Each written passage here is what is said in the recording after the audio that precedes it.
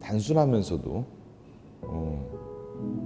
여러 가지 중의적으로 제가 느끼고 있어서 그냥 안나푸르나라고 산 이름을 훼손시키지 않고 그렇게 가기로 마음을 먹었죠.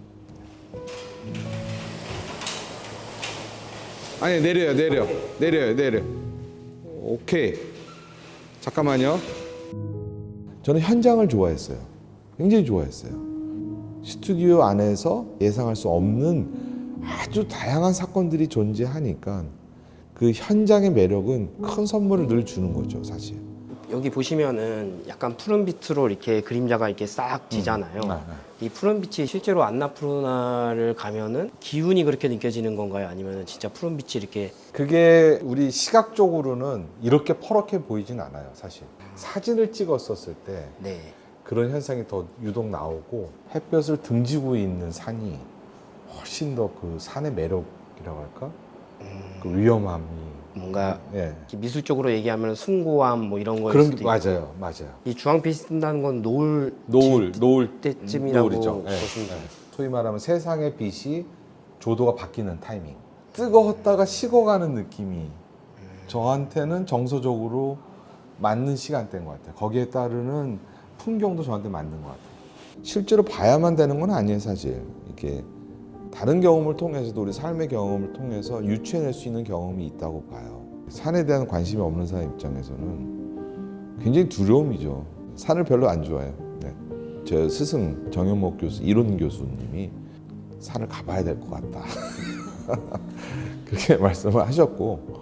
이렇게 멀리서 봤을 때는 누가 봐도 이렇게 되게 극사실주의 같다. 맞아요. 화면 이렇게 앞으로 다가갔을 때는 지금 무엇인가를 그린 건가라고 헷갈릴 정도로 물감만 보이거든요. 맞아요. 제 작업에 이름을 붙일 때 극사실적으로 붙이는 걸 저는 되게 불편하게 생각을 해요.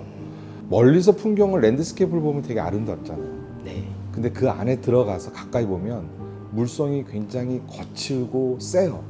어떤 본 것을 피부에 저장을 한다라고 하잖아요. 실제로 현장에 간다라고 하는 것은 가까이서의 물성을 많이 느끼고 싶은 거예요. 저쪽으로 작품을 또 보시면요. 이거 같은 경우는 밤인가요? 그렇죠.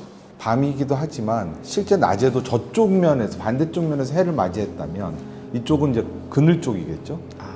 거기서 느껴지는 산의 느낌이 저는 훨씬 좋은 것 같아요. 그림의 대상을 볼 때는 빛이 들어오는 것을 사실 많이 보죠. 그 산에 조명을 받는 부분은 눈이 있기 때문에 사실 굉장히 세게 반사가 세요. 실명이 되는 경우가 상당히 많이 있어요. 그러다 보니까 실제로 산이 느껴지는 부분은 그늘 쪽이에요. 그런 세상이에요. 그냥 어두운 세상. 그런 푸른빛이 도는 서늘한 공간인 것 같아요. 색으로 네. 그림자를 표현을 하는 거잖아요. 그 부분이 대표적인 게 보라색이라든지 청푸른 색깔들을 이제 들어가잖아요. 근데 그게 실제로 명도상에 어둡지는 않은 거예요. 색으로 그게 느껴지는 거지. 그래서 그걸 흑백 사진을 찍었을 때는 명도 차이가 적죠. 색으로 구분을 하는 거니까. 블랙을 더 섞어서 이렇게 그림자를 만드는 게 아니라, 그렇죠. 색의 차이로 하는 거예요. 색의 차이로 네, 얘가 네. 약간 보색 쪽으로 밀어내는 색으로 갔었을 때 약자 그리고 부조리한 거기가 그늘일 수도 있잖아요. 거기를 이제 관심 있게 보는 거죠. 화가들이. 그게 이제 실제 풍경 랜드스케이프에서 보는 그림자만이 아니라 이제 인문학적까지 해석을 하게 되면 사회의 그늘, 어두운 역할이 있어야 된다고 봐요. 그 어두운 부분에 푸른색도 들어가고 붉은색도 들어가고 그 얘기는 인상파가 사회의 그늘에 시선을 맞추어서 하위 직업에 대해서 머물러 있는 사람들을 표현하기 시작을 한 거잖아요. 그리고 이 뒤에 저는 이것도 굉장히 궁금하거든요. 굉장히 이렇게 물성이 강하게 툭 튀어나온 데 위에 너무나 플랫하게 이렇게 쫙 깔려있는 저 뒷면이 그 대비가 오히려 얘를 더 돋보이게 만드는 효과도 있는 것 같아요. 그리고 저거는 재료도 다른 재료를 쓰시는 거죠. 흑연이라는 재료를 물감화 시키면 어떨까라고 생각을 한 거죠. 그래서 흑연과 물감을 섞기도 하고 유화물감을 섞기도 하고 뭐 조개가루도 섞고 알료가루도 섞고 뭐 흑연가루도 섞고 이리저리 자꾸 믹싱을 해서 현장에서 이렇게 찾아온 물건들, 무엇인가 물감에 섞어야 되는 거죠. 비미술적인 재료들. 좀 더 산에 집중을 하기 위해서 이렇게 좀 차이를 많이 둔 거고. 저 흑연 어떤 특유의 맛대리 때문에 그냥 공간이 무한대로 이렇게 뒤로 무한대로. 네네네. 가는 느낌이 있어요. 네. 산 뒷면이 굉장히 넓게 느껴지는 네. 현상이죠. 유화물감의 번쩍임을 줄이는 거예요. 그랬었을 때 물성이 더 나올 수 있다고 생각하는 거죠. 오히려 예상에서 벗어나는 일들, 그게 제로인 것 같고, 그 갖고 작업하는 걸 참 너무 좋아하죠. 예. 저기 보시면은 이제 저런 그 설치 작법들이 좀 있잖아요. 이제는 이제 캔버스 틀도 아니고 그냥 천 자체를 이렇게 쫙 늘어뜨려서 천을 보여주고 싶다라는 느낌도 들어요. 저쪽 네. 작품 같은 경우도 일부러 이렇게 천을 꾸깃꾸깃 해갖고 이건 천 위에 그려진 그림이다 네. 라는 것을 강조하고 싶은 게 마음이 있으신 것 같고 되게 좋은 걸 보고 와서 이렇게 아주 틀에 갇혀놓은 듯한 답답함? 그 포터들의 모습, 포터 짐꾼, 자기의 삶을 숙명적으로 받아들이는 모습을 보면서 좀 많이 느낀 바가 있죠. 아, 진짜 인간 별거 아니구나. 그냥 산의 커다란 덩어리 가운데 있다 보니까 이 안에 그냥 받아들여야겠구나라는 생각밖에 없었어요. 산을 체험했던 느낌을 전달하기 위해서 과연 와꾸란 틀이 타당한가라는 질문을 했었을 때 이 작업, 천 작업을 처음 한 건 아니지만 옛날 그 대학교 때 시절 열정과 의욕이 더 많았었을 때 그때는 삶 자체가 산이었으니까 네. 그때를 회상을 하면서 한 거죠 좀. 중간중간에 뭔가 네. 이렇게 네. 전혀 어울리지 않는 물감을 이렇게 탁 네. 던져놓은 느낌이 있어요. 처음에는 웅덩이 같은 느낌이었어요. 이렇게 그리는 정도의 거리상으로 봤었을 때는 거의 추상화라는 느낌이 강하니까 네. 특히 이런 거를 되게 하면서 통쾌해서 맛을 많이 느꼈어요. 화가는 저는 개인적으로 저한테 다가온 미술은 화가로서 스킵의 목적을 두고 있다.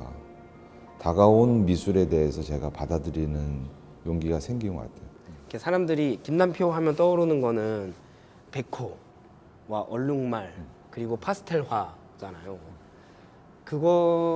그걸로도 이렇게 충분한 인기를 유지하셨었고 사실은 그게 막 어떤 트레이드 마크 같기도 하고 내가 얼마나 숨을 쉴 수 있는가 작업을 통해서. 지금 그림이 아니면 무엇을 했을까라고 하면 아무래도 물론 이제 와이프는 뭐 객사했을 것이다. 술로.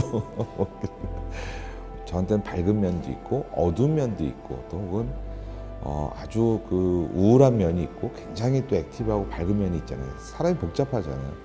과거는 안 한다. 이미 변했기 때문에 안 한다라는 게 아니라 수평적으로 끌고 가겠다라는 거예요.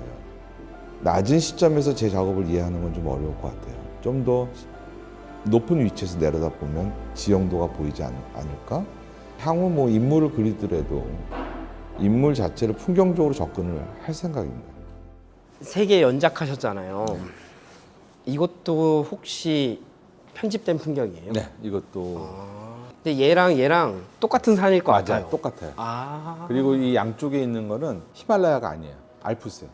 아. 가운데는 마차푸차라고 해서 안나푸르나 바로 앞에 있는 산이에요. 제가 제일 사실 히말라야 가고 싶었던 것은 이 마차푸차라 때문에 간 거예요. 신성화된 산이라 네팔한테 여기를 올라갈 수가 없어요. 금지된 산이에요. 신성화된 산이고 가장 아름다운 산이에요. 김남표는 정말 잘 그리는 작가. 어떤 의미에서는 그게 굉장히 이렇게 부담과 스트레스로 올 것 같기는 해요. 뭐 어떠세요? 소위 말하는 매력 있어라는 부분이 떨어질 수 있는 거죠. 우리 가수로 하면 참 노래는 잘 부르나 뭔가가 이렇게 매력이 좀 적어? 그런 표현이 가능하죠. 표현하는 데 있어서 기본기는 필요한 것 같아요. 잘 그린 사람이 2번 하면 바로 아무리 힘든 거라고 하더라도 바로 익숙해지는 거잖아요. 그래서 제가 쓰는 표현 중에 하나가 감각을 오지에 놔야 된다. 미국의 그 큰 대륙을 다니는 트럭 미술을 하면서 그 트레일러를 몰면서 뒤에 화구통을 놓고 이렇게 그리면서 여행 다니는 거 그게 어렸을 때 꿈이었고요. 그림이라는 게 비교 대상이 될 수는 없잖아요, 사실은. 네. 고유함이 있기 때문에 네. 조금 더 나이가 들어서 그 나이에 어울릴 수 있는 팔의 움직임과 좀 단순함들이 생기겠죠. 그렇죠. 그럴 때 이게 바탕이 되길 바라는 거예요. 근데 저는 이게 너무 좋은 것 중에 하나가 거대한 바다의 네. 자연 앞에 어떤 작품을 둬도 사실 죽기 나름이거든요. 되게 하나하나가 되게 힘이 있다. 조금 느낀 게 좀 있었어요. 작은 작업이 갖고 있는 힘? 튀어나오게 만드는 그 어떤 효과들, 이렇게 작은 작품으로 할 수 있는 회화의 어떤 물성과 산을 그렸다라는 어떤 그 재현적인 제스처가 한 방에 녹여져 있는 그런 느낌이 되게 강하게 듭니다.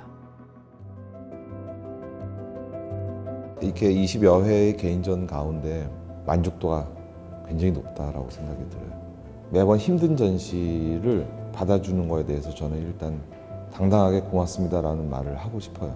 뭐 전시는 이상이고 전시는 현실이고 그럼에도 불구하고 전시는 생명이고 작가의 생명을 보여주는 공간이다. 화가나 그 회화의 순기능, 본연의 모습으로 가는 것, 그게 제 목표입니다. 네. 또 앞으로도 그런 작업 여정에 좀 더 많은 관심을 좀 부탁을 드리고 이 전시 자신이 있으니 많이 와서 봐주시면 좋을 것 같아요. 예, 감사합니다.